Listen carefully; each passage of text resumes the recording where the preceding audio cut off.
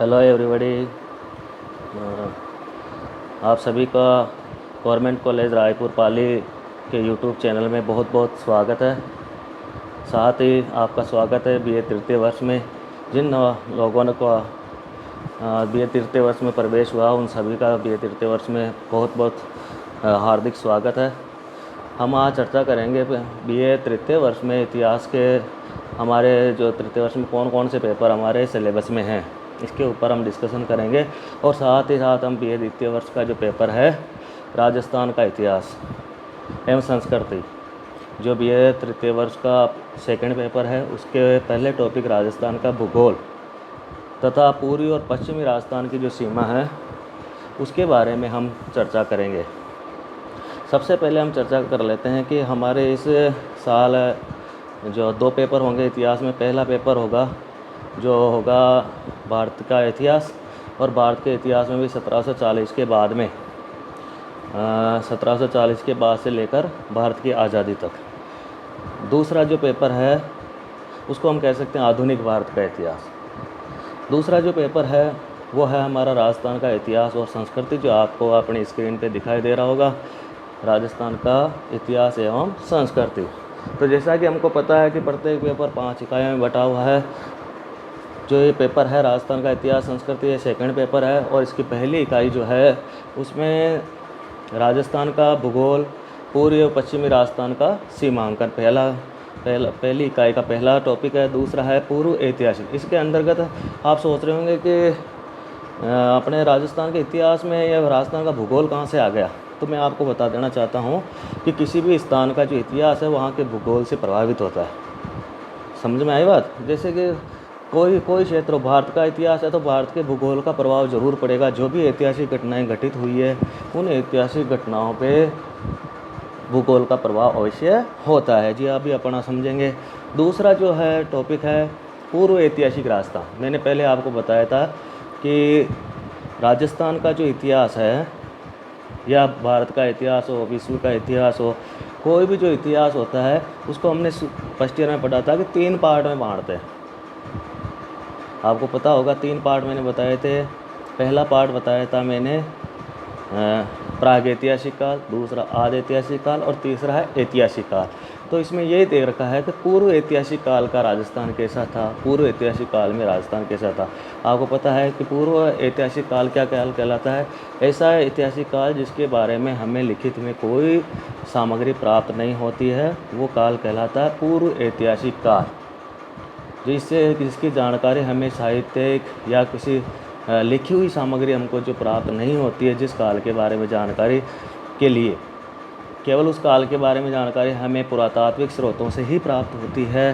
किसी तरह का साहित्यिक या लिखा हुआ हमको कुछ नहीं मिलता हो, या ये कह सकते हैं कि उस समय का जो मानव है उसकी भाषा का ज्ञान उसको उस समय नहीं था, भाषा का आविष्कार जब तक नहीं हुआ था, उस काल को हम कह सकते हैं पूर्व ऐतिहासिक काल। तो पूर्व ऐतिहासिक काल में राजस्थान का किस तरह का इतिहास था, यहाँ मानव सभ्यता जो पनपी तो उसकी क्या विशेषताएं थी, कब से मानव जीवन राजस्थान में शुरू हो गया, इसके बारे में हम पढ़ेंगे। तीसरा जो बिंदु है पहली इकाई का वो है राजपूतों की उत्पत्ति। यह बहुत महत्वपूर्ण क्वेश्चन है साहब कि राजपूत जो उत्पत्ति है, राजपूतों की उत्पत्ति वो कैसे हुई। प्राचीन भारत में हमने देखा है कि 4 वर्ग थे, ब्राह्मण, क्षत्रिय, वैश्य और शूद्र। इन चार वर्ग थे, परंतु ये राजपूत एक तरह से नवीन वर्ग या नवीन जाति लगती है। तो ये इसकी उत्पत्ति कैसे हुई, राजपूतों की उत्पत्ति कैसे हुई, तो ये क्षत्रियों से हुई या किसी और से हुई या किस तरह से हुई, तो इस राजपूतों की उत्पत्ति के बारे में जानेंगे। फिर है मंडोर के प्रथियार शासक, प्रथियारों के बारे में, प्रथियारों का इतिहास दिया है, विशेष तौर से मंडोर के प्रथियार। मंडोर जोधपुर के पास है, तो वहाँ पे प्रथियारों का शासन था और वहाँ के 2 प्रमुख शासक जो है नागवर द्वितीय और मिहिर भोज का हम अध्ययन करेंगे। अगला टॉपिक है मेवाड़ के गुहिल जिनको गहलोत भी कहते हैं, सिसोदिया, बाद में यही वंश सिसोदिया वंश भी कहलाया। तो चित्तौड़, उदयपुर और जो मेवाड़ का जो शासन था उन शासकों को क्या कहते हैं, गुहिल वंश कहते हैं। क्या कहते हैं, गुहिल। अगला है शाकंभरी मतलब सांबर। जो अपने सांबर है ना भाई, वो सांबर में चौहानों की उत्पत्ति होती है। उसका उत्पत्ति करने वाला जो आदि पुरुष है वो वासुदेव है। तो चौहानों का इतिहास पढ़ेंगे और चौहानों के इतिहास में अर्णोराज और विग्रहराज चतुर्थ, इन दोनों का अध्ययन करेंगे पहली इकाई में। दूसरी इकाई है जो राजस्थान में मुस्लिम सत्ता का प्रसार, कि मुस्लिम आक्रमणकारी जो तुर्की आक्रमणकारी भारत पर आक्रमण किया, जैसे मोहम्मद गजनवी है, गौरी है, उसके बाद में हम देखते हैं कि दिल्ली सल्तनत की स्थापना हो जाती है। तो राजस्थान में मुस्लिम सत्ता का प्रसार कब कैसे हुआ और उनसे जो संघर्ष हुआ कुंभा का, सांगा का, तो वो भी हम पढ़ेंगे। हम आगे देखते हैं कुंभा सांगा के अधीन मेवाड़ का उदय। अगला टॉपिक क्या है, मेवाड़ का इतिहास पढ़ेंगे, विशेष तौर से किसके संदर्भ में, कुंभा और सांगा के अधीन। मेवाड़ का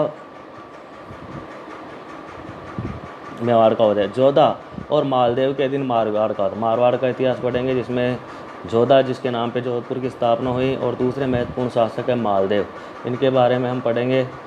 अगला जो टॉपिक है मंदिर स्थापत्य, देलवाड़ा और रणकपुर। जो मंदिर स्थापत्य कला का राजस्थान में विकास हुआ और उनमें से मुख्यतः विशेष तौर से अध्ययन करेंगे देलवाड़ा के मंदिरों का और रणकपुर के मंदिरों का। अगला है दुर्ग स्थापत्य, दुर्ग जो बनाने की कला है उसके बारे में हम पढ़ेंगे, जिसमें प्रमुख दुर्गों का अध्ययन करेंगे, जैसे चित्तौड़गढ़, रणथंभौर और मेहरानगढ़। तीसरी इकाई है मुगलों के साथ प्रतिरोध एवं सहयोग। मुगलों के साथ जो संघर्ष हुआ राजस्थान के राजाओं का, पहला है आमेर के साथ इनका संघर्ष नहीं हुआ बल्कि इनका सहयोग हुआ था, और इनका सहयोग जो मुगलों का सहयोग करने वाले शासक थे मान सिंह, महाराजा जय सिंह, सवाई जय सिंह, तो इनका मुगलों के साथ क्या संबंध था, ये संबंध हम अध्ययन करेंगे। अगला जो टॉपिक है वो मेवाड़ में प्रताप ने जो अकबर के साथ युद्ध किया या उससे संघर्ष किया उसके बारे में। मारवाड़ में राजा चंद्रसेन हुए, उनके बारे में, जिन्होंने मुगलों के साथ संघर्ष किया, जसवंत सिंह और दुर्गादास।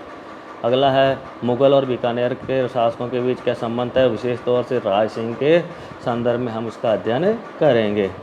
चौथी इकाई है राजपूत चित्रकला की विशेषताएं। राजस्थानी जो चित्रकला है यह बहुत महत्वपूर्ण कला थी और इसका हमें विस्तार पूर्वक इसमें अध्ययन करेंगे कि उसकी क्या क्या विशेषताएं थी, राजस्थान में जो चित्रकला थी उनकी क्या कितनी शैलियाँ थी और उन शैलियों की क्या क्या विशेषताएं थी, इसके अंतर्गत हम इसका अध्ययन करेंगे। अगला है मराठा आक्रमण। राजस्थान में मराठा आक्रमण, मराठा शिवाजी के वंशज थे, बाद में उनके द्वारा जो राजस्थान के ऊपर आक्रमण किया गया उसके कारण क्या थे, उससे क्या प्रभाव पड़ा राजस्थान के ऊपर, उसका अध्ययन करेंगे।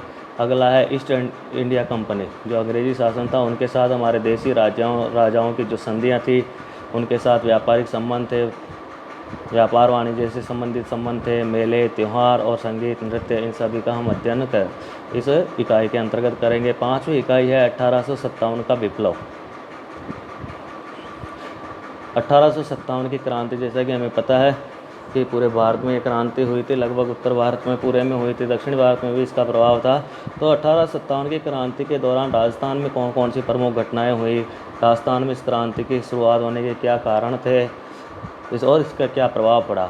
अगला है टॉपिक है राजपूताना में राजनीतिक जागरण, राजनीतिक चेतना का विकास कैसे हुआ राजस्थान में, इसका अध्ययन करेंगे। इसके अलावा भील आंदोलन है, बिचौलिया आंदोलन है, जो संघर्ष किया भीलों ने और बिचौलिया के जो किसानों ने संघर्ष किया उसके बारे में हम विस्तार से पढ़ेंगे। जोधपुर, मेवाड़, जयपुर के विशेष संदर्भ में प्रजामंडल आंदोलन, ये टॉपिक है। प्रजामंडल क्या है भाई, प्रजामंडल आंदोलन है ना भाई, उत्तरदायी शासन की स्थापना के लिए जो आंदोलन हुए हैं उनको प्रजामंडल आंदोलन कहते हैं। तो राजस्थान के राजाओं के खिलाफ यहाँ के प्रमुख नेताओं के द्वारा अलग अलग राज्यों में चलाए गए, तो उनके बारे में विस्तार से पढ़ेंगे। और अगला जो टॉपिक है कि वर्तमान जो राजस्थान का स्वरूप है वो राजस्थान का जो वर्तमान स्वरूप है या वर्तमान राजस्थान है उसका निर्माण किस तरह से होता है। तो ये तो हमने देख लिया कि अपना जो सेकंड पेपर है वो सेकंड पेपर में क्या क्या सिलेबस हमारे पास है, पांचों इकाइयों का हमने देखा, संक्षिप्त में हमने इसका परिचय प्राप्त किया।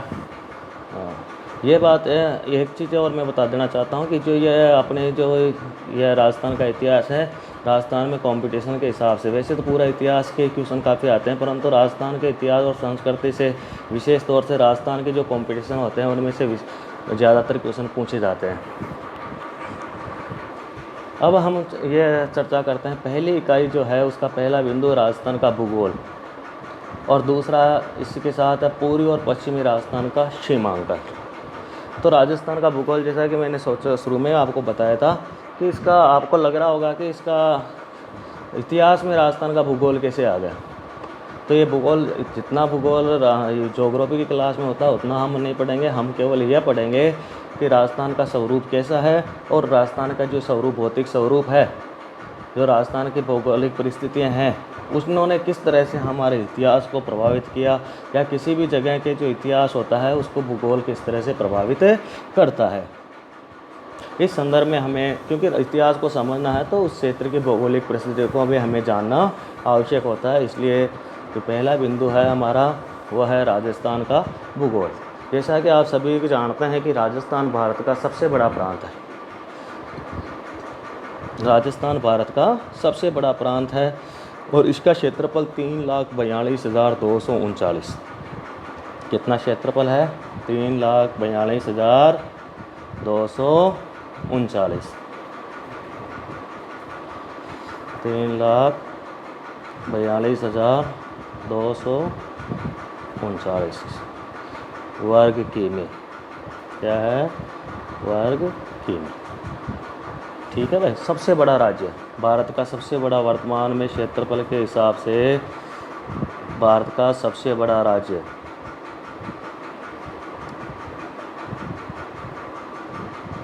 सबसे बड़ा राज्य जिसका क्षेत्रफल है 3,42,239।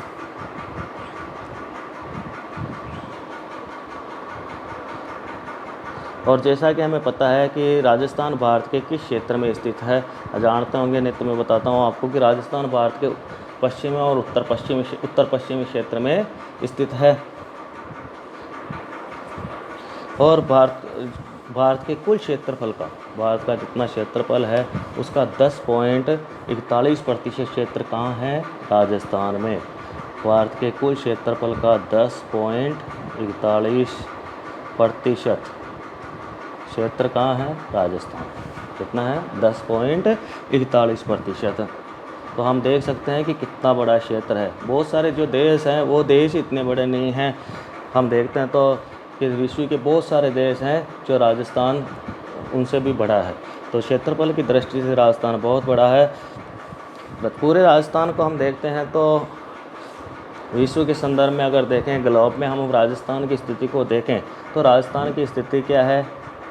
उत्तरी अक्षांश में 23°3 से लेकर 30°12 तक फैला हुआ।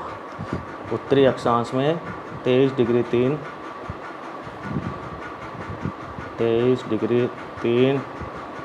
से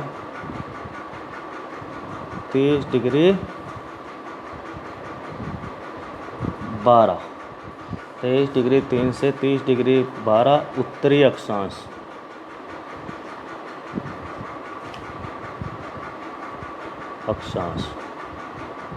ठीक है भाई। तो राजस्थान विश्व में देखें या अपने ग्लोब में देखें तो राजस्थान की स्थिति क्या है? 23°3 से लेकर 30°12 उत्तरी अक्षांश तक ये फैला हुआ है। दूसरा, देशांतर दृष्टि से देखें करें तो राजस्थान जो है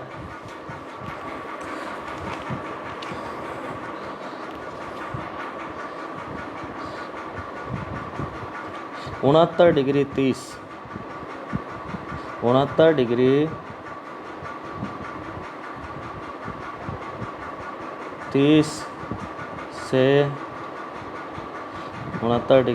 से 78°17 देशांतर।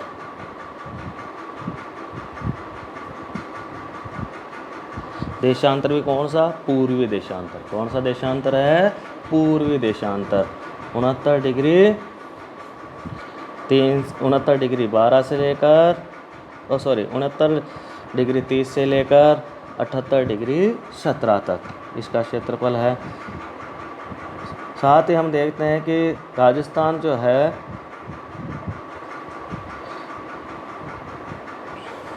राजस्थान का जो है उसमें कर्क रेखा की स्थिति क्या है, कर्क रेखा कहाँ कहाँ से होकर गुजरती है राजस्थान में। तो हम देखते हैं कि राजस्थान में कर्क रेखा राजस्थान के दक्षिणी जो क्षेत्र है, दक्षिणी क्षेत्र से हमारे यहाँ गुजरती है।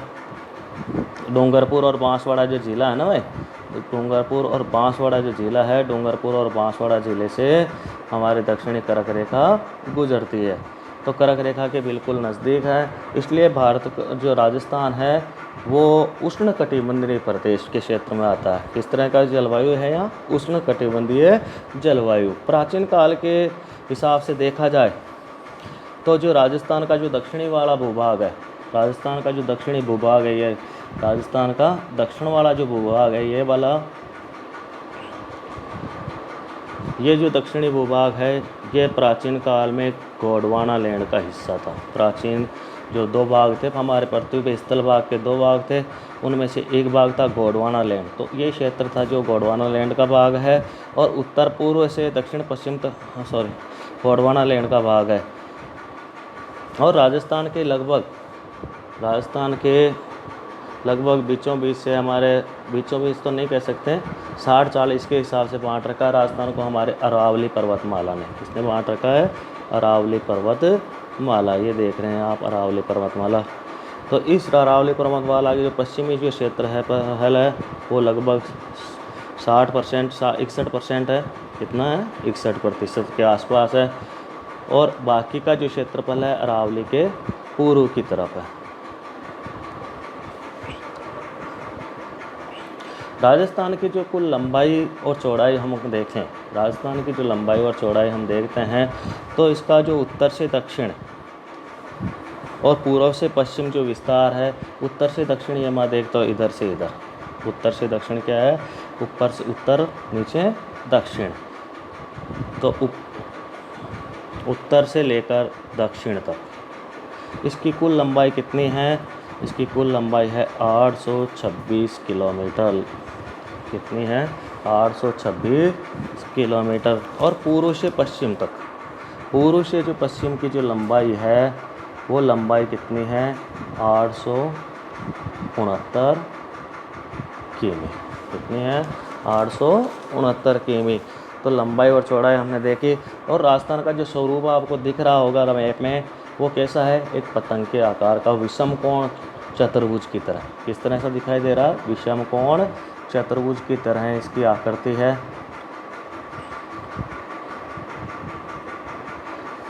राजस्थान की जो सीमाएं हम देख सकते हैं कि टोटल जो राजस्थान की जो सीमाएं हैं वो टोटल सीमाएं कितनी है? 5000।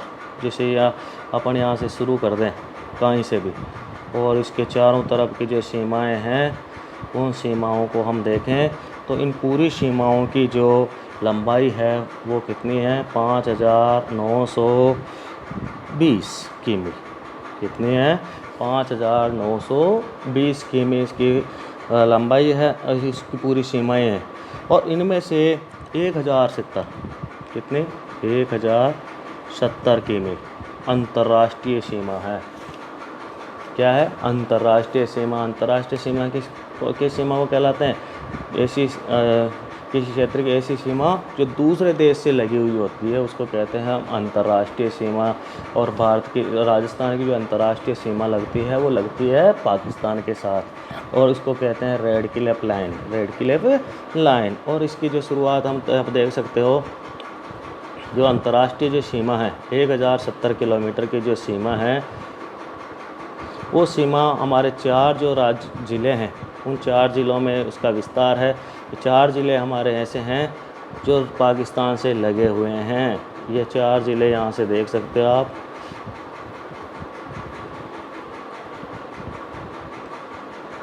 ये 4 ज़िले यहाँ से इधर, सबसे इधर की तरफ क्या है?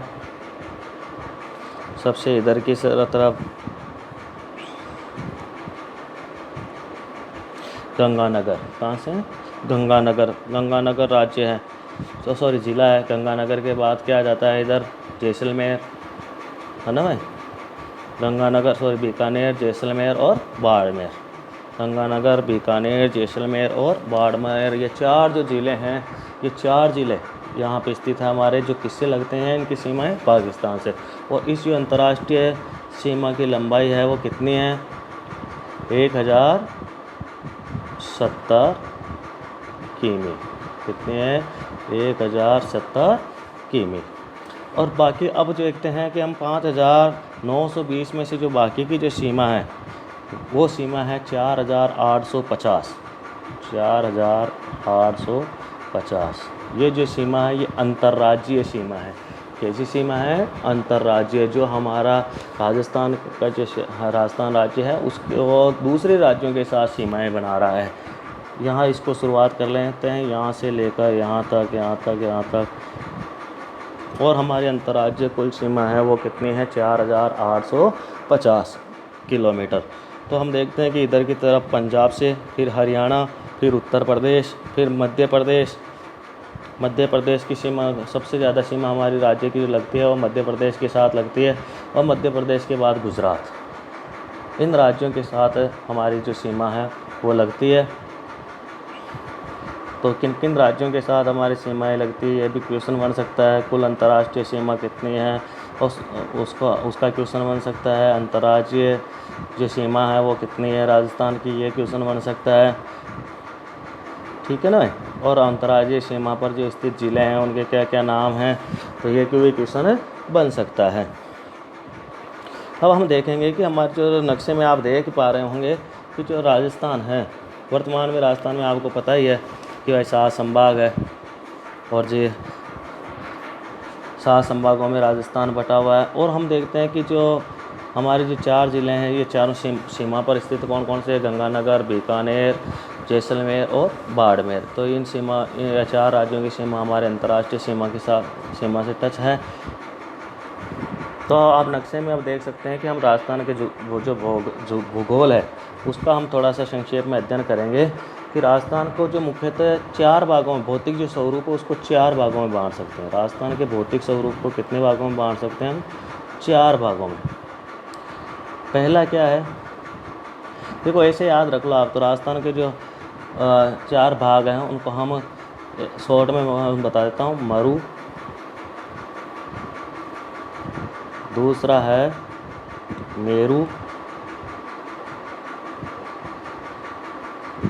तीसरा मैदान और चौथा है माल। ये राजस्थान का भौतिक स्वरूप है। राजस्थान को भौतिक दृष्टि से हम 4 भागों में बांट सकते हैं। कितने भागों में, 4 भागों, मरु, मेरू, मैदान और माल। मरु, मेरू, मैदान और माल, मतलब 4 में याद रखना अपने को, मरु, मेरू, मैदान और माल। मरु का मतलब मरुस्थल। राजस्थान के जो पश्चिम का 60%, लगभग 60% जो हिस्सा है वो मरुस्थलीय क्षेत्र है। क्या कहलाता है, मरुस्थलीय क्षेत्र। दूसरा जो राजस्थान का हिस्सा है मेरू, मरुस्थल से ही लगता हुआ पूर्व की तरफ की पर्वतमाला है जो गुजरात से लेकर दिल्ली तक फैली हुई है। यह है अरावली पर्वतमाला। यहाँ मेरू का मतलब पहाड़, मेरू का मतलब क्या है, पहाड़ या पर्वत। तो अरावली पर्वतमाला मेरू। तीसरा है मैदानी क्षेत्र, जो राजस्थान का पूर्वी भाग है जो नदियों द्वारा सिंचित है, उसको हम कहते हैं मैदान। और चौथा जो पार्ट है जो राजस्थान का दक्षिणी भाग, जिसको हम कहते हैं माल। माल का मतलब होता है पठार। माल का मतलब क्या होता है, पठार। तो ये पठारी भाग है। तो राजस्थान 4 तरह के भौगोलिक परिस्थितियाँ राजस्थान में पाई जाती हैं। राजस्थान का जो भौतिक स्वरूप 4 तरह का है, मरुस्थलीय क्षेत्र है, पहाड़ी क्षेत्र है, मैदानी क्षेत्र और पठारी क्षेत्र है। तो हमने जैसा कि देख लिया कि जो राजस्थान का जो मरुस्थलीय क्षेत्र है वो कुल राजस्थान के लगभग 60%, कुल राजस्थान का कितना क्षेत्रफल है, लगभग 60% क्षेत्र है। और यह आपको अपने को सबको पता है कि राजस्थान जो मरुस्थलीय क्षेत्र है वह जो भौगोलिक वहाँ की जो परिस्थितियाँ होती है वो भौगोलिक परिस्थितियाँ बहुत ही जटिल होती है, बहुत ही कठोर होती है। वहाँ पे जीवन यापन करना कोई आसान काम नहीं है, क्योंकि वर्षा बहुत कम होती है और जीवन यापन के साधन अत्यंत कम होते हैं। इसलिए जो यहाँ का राजस्थान के पश्चिमी भाग में जो जीवन यापन करना वो बहुत मुश्किल है। तो शुरू से ही पश्चिमी राजस्थान के जो लोग हैं वो कठिन परिस्थितियों से जूझने की प्रवृत्ति उनमें शुरू से रही। इसलिए हमारे राजस्थान की जो देखो दूसरे जो क्षेत्र है हमारा पठारी क्षेत्र है, पहाड़ी क्षेत्र है, तो ये जितने भी क्षेत्र है ना भाई, तो ये राजस्थान का पूरा ही भूगोल ऐसा है कि पूरा ही भूगोल पूरे राजस्थान में ही आसानी से जीवन यापन नहीं हो पाता है। इसके लिए हमें संघर्ष करना पड़ता है। आज से नहीं, हमारे पूर्वजों के काल से ही राजस्थान की भौगोलिक परिस्थितियाँ कठोर होने के कारण हमारे पूर्वजों में संघर्ष की प्रवृत्ति हमारे शुरू से ही रही। इसलिए राजस्थान के लोग अधिकांश हम देखते हैं कि प्राचीन काल से ही राजस्थान के जो लोग हैं वो वीर और बहादुरी, अपनी वीरता और बहादुरी के लिए जाने जाते हैं। जो वीरता और बहादुरी आई है वो किसकी वजह से आई है?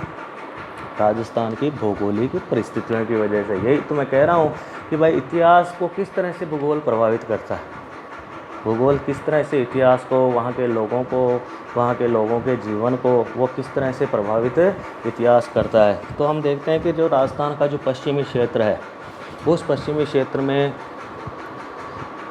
क्षेत्र के अंतर्गत 12 ज़िले आते हैं। कितने ज़िले आते हैं? 12 ज़िले।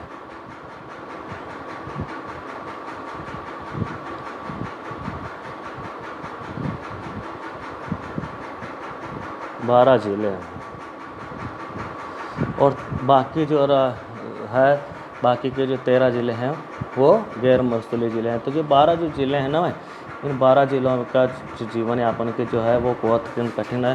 परंतु इन 12 ज़िलों में पूरे राजस्थान का जो क्षेत्रफल है वो क्षेत्रफल कितना परसेंट है? 60%। 12 ज़िलों का जो राजस्थान का जो क्षेत्रफल है वो लगभग 60%, लगभग कितना है? 60%। देख सकते हैं राजस्थान की सीमा कौन बना रही है? पश्चिमी और पूर्वी राजस्थान का जो सीमाएं हैं उसको कौन बना रही है? अरावली पर्वतमाला।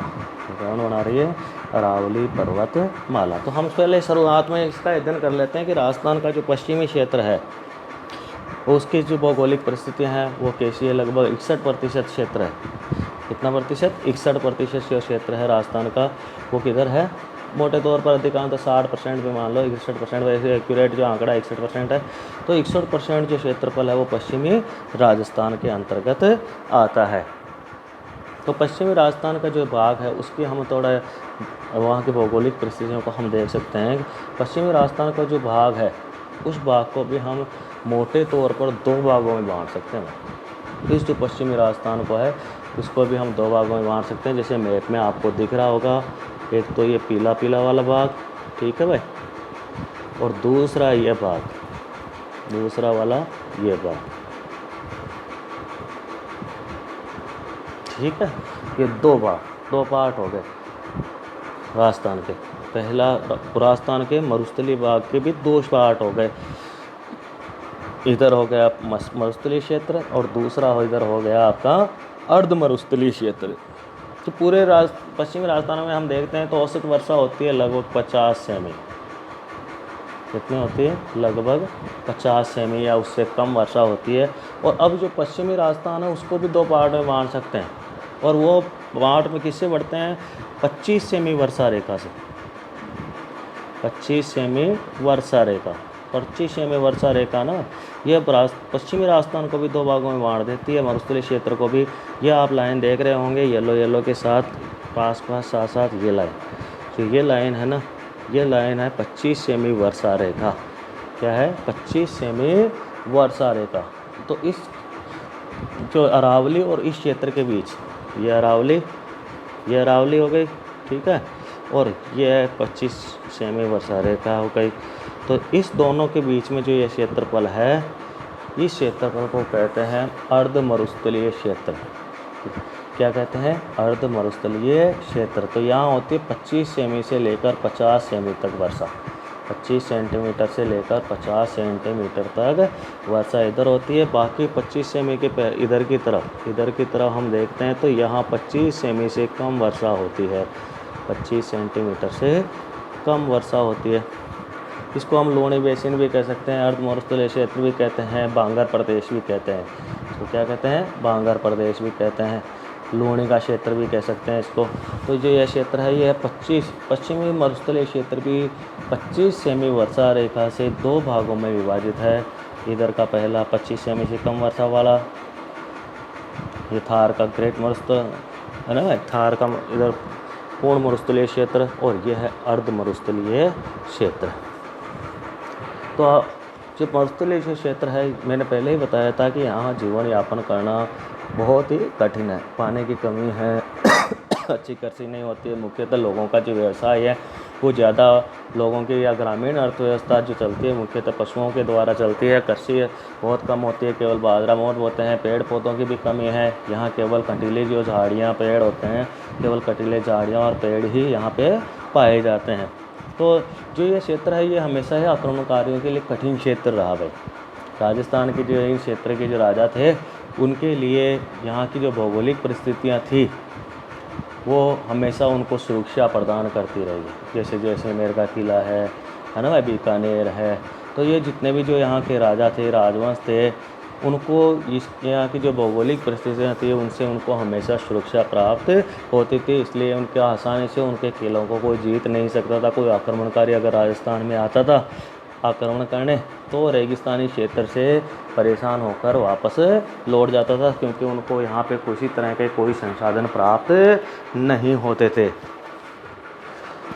तो इस हमारा इतिहास इससे प्रभावित होता है। दूसरी चीज़ कि जो यहाँ के सब शासक थे उन शासकों के लिए भी एक कठिनाई का टाइम था भाई, उन शासकों के लिए भी एक कठिन था, क्योंकि यहाँ जो है वहाँ उन शासकों की आय के जो साधन थे वो अत्यंत कम थे। तो संसाधनों की दृष्टि से ये क्षेत्र हमेशा ही कमज़ोर रहा है। तो यहाँ के शासकों को राजस्व से संबंधित, राजकों से संबंधित कठिनाइयों का भी सामना करना पड़ता था। दूसरा जो क्षेत्र है अर्धमरुस्थलीय क्षेत्र, इसको लोनी बेसिन भी कह सकते हैं, बांगर क्षेत्र भी कह सकते हैं। अगला आ जाता है अरावली पर्वतमाला, मेरू, जिसको हमने कहा ना मेरू, ये अरावली पर्वतमाला। अरावली पर्वतमाला जैसा कि राजस्थान का खनिज का भंडार है, राजस्थान के खनिज का भंडार, और अधिकांशतः बहुत सारे किले इस अरावली पर्वतमाला श्रेणी में हमको प्राप्त मिलते हैं। वहाँ के हमारे राजस्थान के जो शासक जैसे अजमेर के शासक थे, चौहान वंश के राजा थे, उन्होंने अपनी राजधानी अजमेर बनाई। उदयपुर मेवाड़ के राजाओं ने चित्तौड़, उदयपुर इनको बनाए। तो ये जो अरावली क्षेत्र है, कुंभलगढ़ का किला है, रणथंभौर का किला है, तो ये सब इस अरावली क्षेत्र में बने हुए किले थे।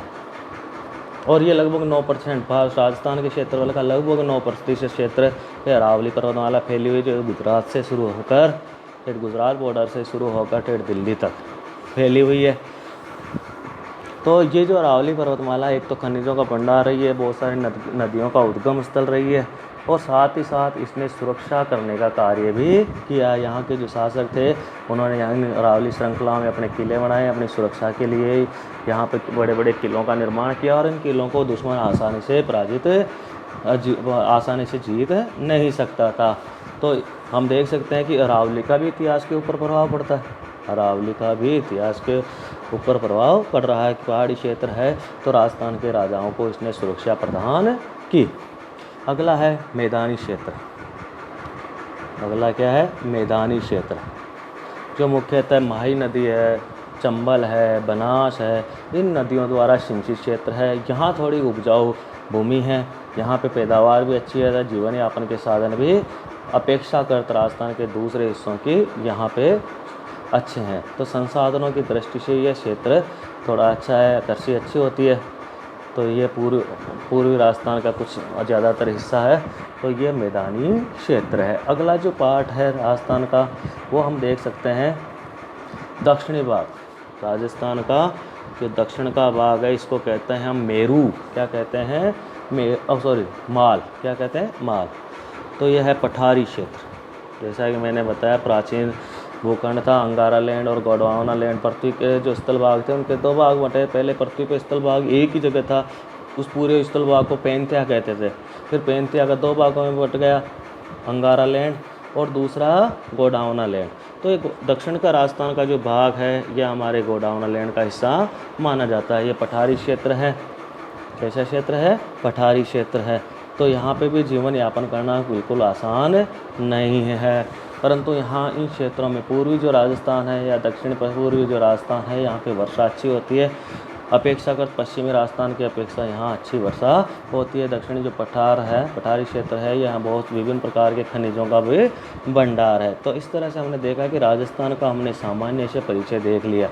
तो अब आप आसानी से अंदाज़ा लगा सकते हैं, जैसे नदी है, पहाड़ है, पर्वत है, हर मैदानी क्षेत्र है, तो इन क्षेत्रों का इतिहास पे किस तरह से प्रभाव पड़ता है। जैसे कि कोई आक्रमणकारी आता तो उनसे सुरक्षा किस तरह से होती है, संसाधनों का वहाँ के शासकों के ऊपर क्या प्रभाव पड़ता है, संसाधनों की कमी और होने का या ज़्यादा होने का, किन क्षेत्रों को आसानी से जीता जा सकता है, किन क्षेत्रों को आसानी से नहीं जीता जा सकता है। तो कहने का मतलब यह है कि किसी भी क्षेत्र का इतिहास जानने से पहले वहाँ के भूगोल का अध्ययन करना जाता है। जैसे राजस्थान की नदियाँ, तो नदियाँ बहुत बार क्या राज्य की सीमाओं का काम करती थी प्राचीन काल में। साथ ही साथ नदियाँ हैं, किसी राज्य की सीमा बनती थी तो उस राज्य के अंदर आक्रमण करना आसान नहीं होता था। तो ये भूगोल है, जो किसी भी क्षेत्र का जो भूगोल है, भौगोलिक परिस्थितियाँ हैं, वो भौगोलिक परिस्थितियाँ उस क्षेत्र के इतिहास को अवश्य प्रभावित करती है। राजस्थान का हमने परिचय देख लिया। एक चीज़ इनकी सीमाओं पर मैंने शुरू में बता दिया था कि इसके उत्तर की तरफ पंजाब है और हरियाणा, इधर पंजाब हो गया, फिर हरियाणा, ठीक है भाई। हरियाणा के बाद उत्तर प्रदेश के बाद क्या है, मध्य प्रदेश की सीमा, फिर मध्य प्रदेश के बाद गुजरात की सीमा है। तो इन राज्यों की सीमाएं हमारे राजस्थान की सीमा को टच करती है। तो यह हमारा हो गया पहला बिंदु। दूसरा बिंदु भी इसमें यही था, आपने देखा हुआ सीमांकन हुआ, पूर्वी और पश्चिमी का जो सीमांकन, ये भी इसी के अंतर्गत आता है, पूर्वी राजस्थान और पश्चिमी राजस्थान का सीमांकन। सिलेबस में हम देख रहे हैं कि दूसरा जो बिंदु है, पूर्वी और पश्चिमी राजस्थान का सीमांकन, देख पा रहे हैं आप, पूर्वी एवं पश्चिमी राजस्थान का सीमांकन। तो पूर्वी और पश्चिमी राजस्थान का जो सीमांकन है वो किससे होता है, जैसा कि हमने देख लिया कि पूर्वी और पश्चिमी राजस्थान को जो है दो भागों में कौन बांट रहा है, अरावली पर्वत वाला। पूर्वी और पश्चिमी राजस्थान के जो है वो उसका सीमांकन करती है अरावली पर्वतमाला। ये आप देख पा रहे हैं, अरावली पर्वतमाला, ठीक है भाई। तो राजस्थान के भूगोल का हमने परिचय प्राप्त कर लिया। अगली क्लास में हम अगले बिंदु के अध्ययन करेंगे। आज के लिए इतना ही, ठीक, ओके।